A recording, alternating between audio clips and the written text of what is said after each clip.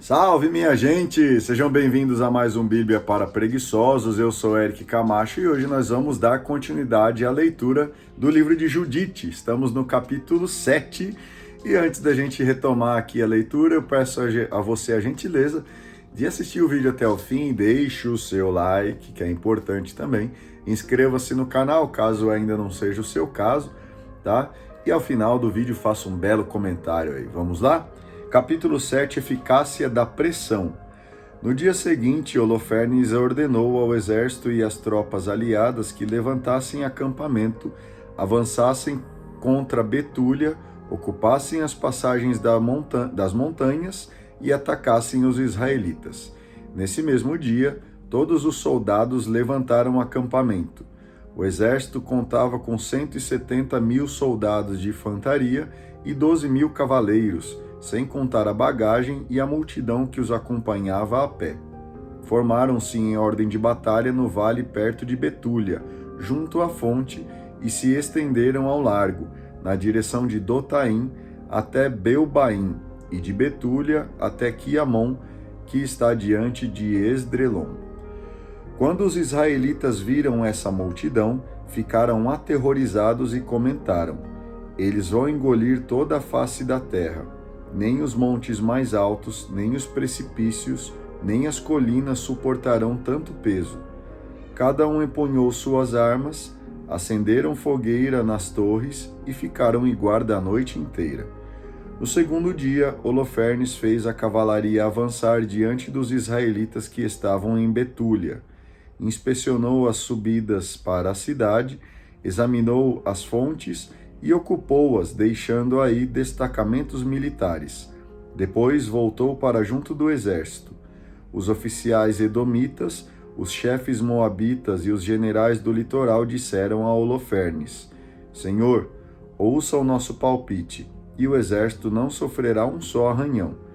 Esses israelitas não confiam tanto nas armas. Eles confiam na altura dos montes onde vivem, porque não é fácil escalar o topo desses montes. Por isso, Senhor, não os combata como se faz em campo aberto, e não haverá nenhuma baixa em seu exército.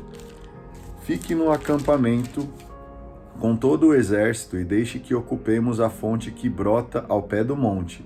É dela que os habitantes de Betúlia tiram água. A sede os forçará a entregar a cidade ao Senhor. Nós subiremos com nossos soldados ao topo dos montes vizinhos e montaremos acampamento, para impedir que alguém saia da cidade. A fome tomará conta deles, com suas mulheres e crianças. O Senhor nem precisará usar a espada. Eles cairão sozinhos pelas ruas da cidade. Desse modo, o Senhor os fará pagar bem caro por não terem ido pacificamente ao seu encontro. Holofernes e seus oficiais gostaram da proposta, e ele deu ordem para agir de acordo. Então uma tropa de moabitas e 5.000 assírios avançaram. Acamparam no vale e ocuparam as minas e fontes dos israelitas. Os edomitas e os amonitas subiram a serra, acamparam diante de Dotaim e mandaram destacamentos para o sul e para o leste, diante de Egrebel, perto de Cush, sobre a torrente de Moquimur. O grosso do exército assírio acampou na planície, cobrindo toda a região. As tendas e equipamentos formavam um acampamento enorme, pois a multidão era imensa. Vendo-se cercados pelo inimigo e sem possibilidades de escapar, os israelitas ficaram desanimados e clamaram ao Senhor seu Deus. O exército assírio, com infantaria, cavalaria e cavalos, manteve o cerco por 34 dias. A provisão de água dos habitantes de Betúlia se esgotou e os poços ficaram vazios. Ninguém tinha como saciar a sede nem por um dia sequer, porque a água estava racionada. As crianças desmaiavam e as mulheres e jovens desfaleciam de sede. Caíam pelas ruas e saídas das portas da cidade, completamente esgotados. Então todo o povo se reuniu contra Uzias e os chefes da cidade, junto com jovens, mulheres e crianças, gritando e dizendo a todos os anciãos: que o Senhor seja o nosso juiz, porque vocês causaram um grande mal, não querendo negociar a paz com os assírios. Agora não temos a quem recorrer, porque Deus nos entregou nas mãos deles e estamos morrendo de sede e grande destruição. Agora chamem os assírios e entreguem a cidade inteira, para que o exército de Holofernes a saqueie. É preferível sermos saqueados. Seremos escravos deles, mas salvaremos a nossa vida e não veremos nossas crianças morrer e nossas mulheres e filhos expirar. Se vocês não fizerem isso hoje mesmo, nós convocaremos o céu e a terra como testemunhas contra vocês diante do nosso Deus, Senhor de nossos antepassados, que nos está castigando por causa de nossos pecados e os pecados de nossos antepassados. Então, levantou-se da assembleia um pranto geral, e todos gritaram súplicas ao Senhor Deus. Então Osias procurou animá-los. Tenham confiança, irmãos. Vamos resistir por mais 5 dias. O Senhor nosso Deus terá compaixão de nós. Ele não vai nos abandonar até o fim. Depois desse prazo, se ele não nos socorrer, farei o que vocês estão propondo. Então dispersou o povo, cada um para seu lugar. Os homens voltaram para as muralhas e torres da cidade e mandaram as mulheres e crianças para casa. A cidade estava tomada pela angústia. Segunda parte, a força dos fracos. Capítulo 8, confiar em Deus e agir com discernimento. Nesses dias a notícia chegou até Judite. Ela era filha de Merari, filho de Ox, filho de José, filho de Osiel, filho de Euquias, filho de Ananias, filho de Gedeão, filho de Rafaim, filho de Aquitobe, filho de Elias, filho de Eucias, filho de Eliabe, filho de Natanael, filho de Salamiel, filho de Surizadai, filho de Israel. Seu marido Manassés, da mesma tribo e parentela, tinha morrido durante a colheita da cevada. Ele estava dirigindo os que amarravam feixes no campo e teve uma insolação. Caiu de cama e morreu em Betúlia, sua cidade, e foi enterrado na sepultura da família, que ficava em sua propriedade entre Dotaim e Balamon. Judite era viúva fazia 3 anos e 4 meses. Vivia em sua casa, num quarto que mandara fazer no terraço. Vestia pano de saco e usava roupas de viúva. Desde que ficou viúva, jejuava diariamente, menos no dia de sábado, e na véspera, no primeiro e último dia do mês, nas festas e comemorações israelitas. Era muito bonita e atraente. Manassés, seu marido, lhe havia deixado ouro e prata, servos e servas, rebanhos e terras. E ela vivia disso. Ninguém podia fazer-lhe a mínima crítica, pois era muito temente a Deus. Judite ficou sabendo das palavras desesperadas que o povo tinha dito ao governador, porque estava desanimado com a falta d'água. Soube também que Osias tinha jurado entregar a cidade aos assírios, dentro de 5 dias. Então Judite mandou a serva, que administrava seus bens, chamar Cabris e Carmis, anciãos da cidade. Quando chegaram, ela disse: Ouçam-me, chefe do povo de Betúlia. O que vocês disseram ao povo hoje foi um erro. Vocês juraram, obrigando-se diante de Deus a entregar a cidade ao inimigo caso o Senhor não socorra vocês dentro de 5 dias. Quem são vocês para tentar a Deus, colocando-se hoje publicamente acima dele? Vocês que nunca entenderão nada, estão pondo à prova o Senhor Todo-Poderoso. Se são incapazes de sondar a profundidade do coração humano e entender as razões dos pensamentos dele, como podem sondar a Deus, Criador de tudo, e compreender sua mente e entender seu projeto?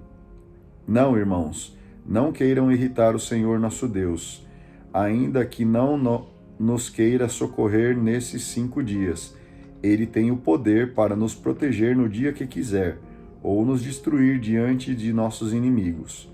Não pretendam exigir garantias sobre os planos do Senhor nosso Deus, porque Deus não é um homem que possa ser intimado, nem algum ser humano que possa ser pressionado.